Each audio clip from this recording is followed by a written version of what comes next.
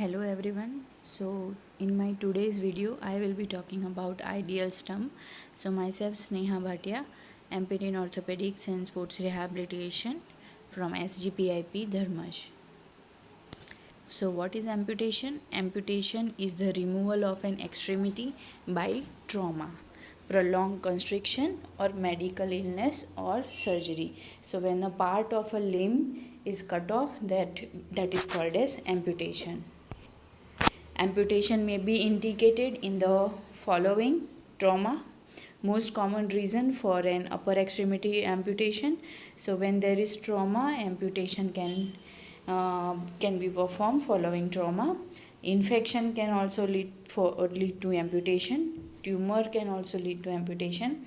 If the patient is having any vascular disease, that is the most common reason for lower extremity amputation. So in case of lower extremity, if the blood supply is lost, then also it can lead to amputation.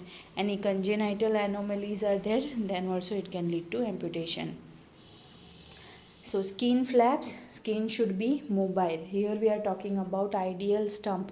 How should be ideal stump? So skin flaps, it should be mobile. The sensation of the skin flap should be intact and there should be no scars on the skin flaps. Muscles are divided 3 to 5 cm distal to the level of bone resection, and nerves are gently pulled and cut cleanly so that they retract well proximal to the bone level to reduce the complication of neuroma. So to avoid neuroma, nerves should be surgically repaired properly to maintain the ideal stump. Next, it should be covered with durable vascular subcutaneous tissue and skin that can withstand the pressure in weight bearing areas and friction in area of prosthesis. So after amputation, many people will be wearing prosthesis. So for that, the ideal stump should be able to withstand the pressure in the weight bearing areas. Ideal length hand shape, so stump should be of optimum height and shape.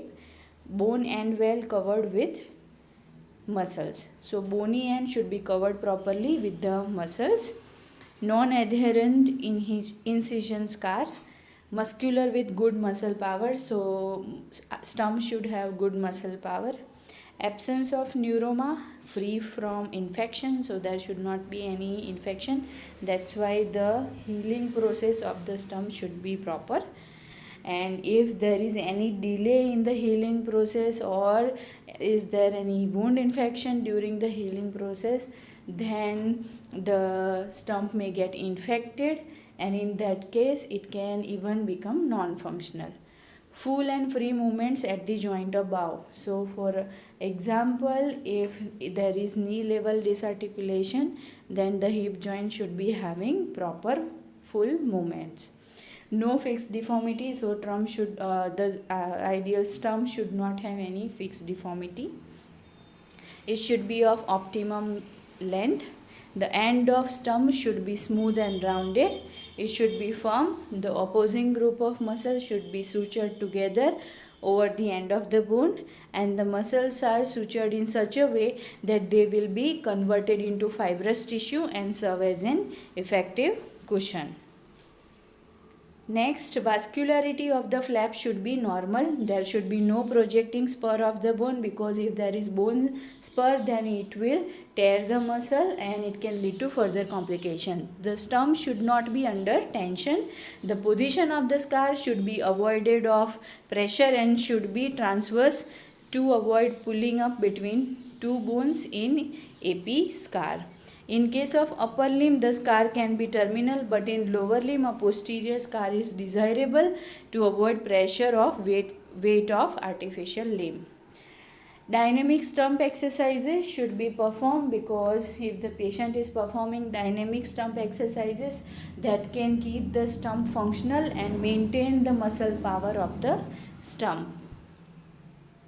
Maintain function in the remaining leg. So the opposite side leg also should be exercised, and stump to maintain the peripheral circulation. So to maintain the peripheral circulation, we have to make sure that the patient is also exercising the opposite side limb as well as the stump. So thank you for watching this video. If you have enjoyed watching this video, then please subscribe to my channel and press the bell icon to get notified for the next video. Thank you.